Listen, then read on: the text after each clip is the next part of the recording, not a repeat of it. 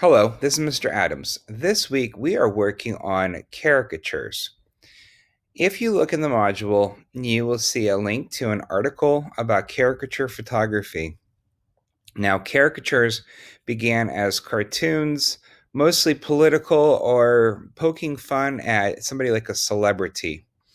Um, Usually politicians, where they'll make different parts of their bodies exaggerated very largely or very tiny.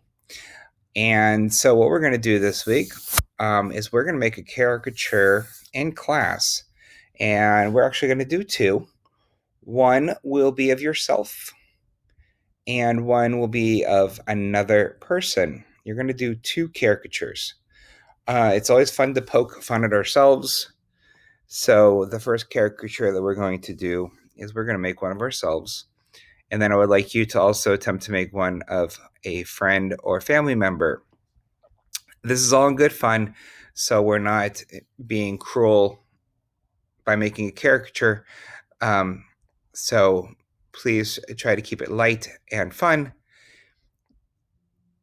So to do this, you need to use a tool called Liquify. And the easiest way for me to show you this is to create a video that you can watch over and over again. And because Photoshop, the new Photoshop, has changed the way that you do this a little bit. Kind of makes it a little bit easier. This is a great tool to use if, for example, I once photographed a family and the young boy in the photo was not smiling and the rest of the family was, and mom and dad really wanted their son to smile in the holiday photo. So we were able to use Liquify to modify his mouth. So what we're going to do in here is we're going to open up a photograph. And as I said, on Tuesday in class, we're going to photograph ourselves. I'm going to photograph you in the studio, and then you can photograph yourself, a friend of yours, a family member as well. But the first thing that we're going to do is we are going to do a caricature of ourselves. So I open up the picture here, and I've actually made a copy of the background layer so I can kind of go back and forth and see.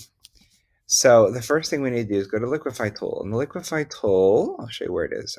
I'm doing it this way so I can show you, is under filter as Liquify. So go to filter, Liquify. You have to be on the photo layer to do this. I hope I'm not going too quickly in this video for you. And it opens up this box here, this dialog box. Lots of options here. If there were more than one face, it would show face 1, face 2, face 3 automatically. But under here, you find your different faces. Here's eyes, nose, mouth, face, shape, and lots of other options, some of which we'll talk about now, some of which we will not. This is not a hard tool to use. So we're going to have this due Thursday, these assignments, because Friday you're going to take the shortcuts quiz. So you have 2 days with this. Do the videos on Monday, and then Tuesday, we're going to do the studio shoot, and everything's due at the end of Thursday. So caricatures, as I said, enhance, change, make smaller or larger different features of the body. Here, we're just going to use faces. We're not going to worry about bodies. But we are going to do this. So you can take the eyes and change the shape of the eyes. So usually you enhance something that people already have.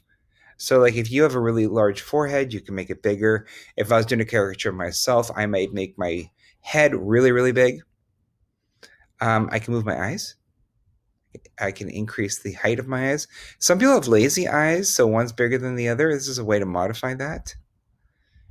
So we can do this, move them up a little bit. The width, that's how wide your eye is. So I could do this. The tilt is how it's tilted. I used to have a student who was a great, great dancer. Wonderful, wonderful person. And she was very self-conscious of her lazy eye. So this is a way in which you could adjust if you wanted to. And then you can move the eye further, closer together, make it a little bit closer. So we're just kind of modifying the face here. Just kind of moving things around and just kind of messing with it a little bit. So see, it's really weird how it works, right? So forehead, we can give him a 5 head, which is fun. A little bit smaller chin. That's funny. And sometimes if you have somebody who's really self-conscious about their weight and you're photographing them, sometimes you can take this face width and just narrow it just a little bit. Don't overdo it. And it makes them look a little thinner. It makes them feel a little bit better about the pictures. Usually kind of do it just a little bit here and there. So that's kind of fun. So there's some other tools around here I want to talk to you about that even do even crazier stuff. So this one right here is the bloat tool. This makes things bigger. So we use a brush. And so make the forehead even bigger, I can use the bloat tool.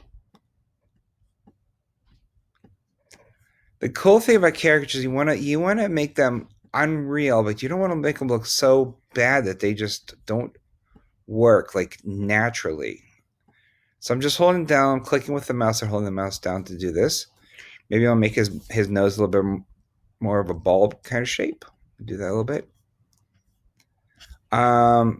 This tool, pucker tool, makes things smaller.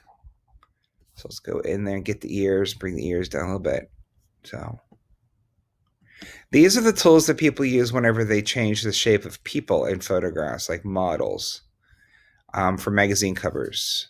Like if you want to thin somebody down or take, I don't know, different parts of them and kind of tuck them in a little bit. So we want to do this and we want to have fun with it. We're not trying to be cruel. We just have a little bit of fun. Let's see, what else can we do here? This is a nudge tool.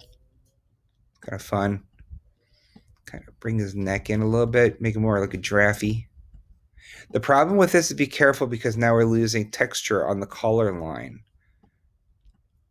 And when you're doing this for yourself, be careful because your background, if you do it on a background that has texture to it, it stretches and makes it look really strange.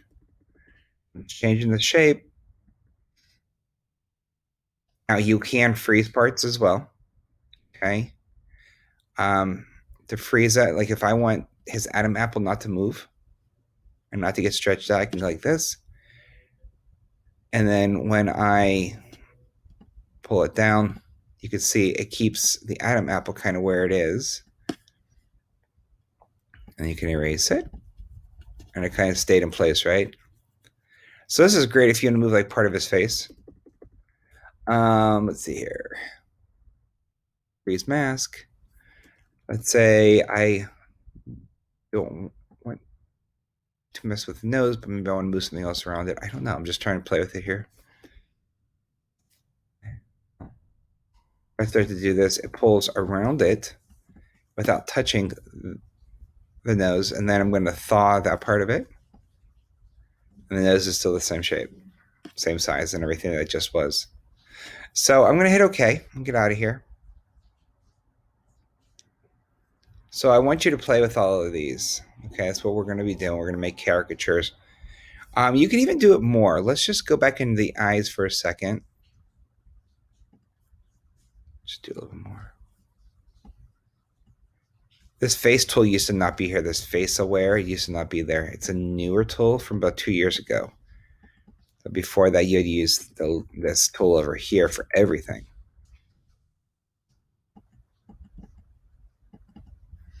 Okay, I think that's pretty good. Maybe a little bit more of the forehead. Maybe give him like an 8 head or something. I don't know. There.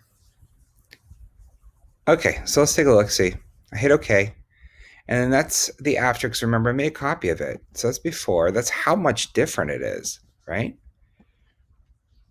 And it's kind of fun, right? So then you would save this. Now be careful because sometimes if you're pulling in on the sides, like here you can see, that's what kind of why I kept that background layer so it doesn't, so it's right there. You could always crop if you needed to as well. You need to crop it a little bit. Okay, so this is our after, and this is what we're going to submit to me. So you're going to do one of yourself that I will photograph for you on a solid color background. And then you're going to do one more. I highly suggest solid color background, or you're going to start stretching out and making weird things happen in the background. So against my wall, maybe against my whiteboard, or in the studio even, you can step in there and do your photo as well. So I hope that helps. and we could talk more and look at the article that I'm going to give you in the module as well. And it gives you lots of examples. Okay, thank you.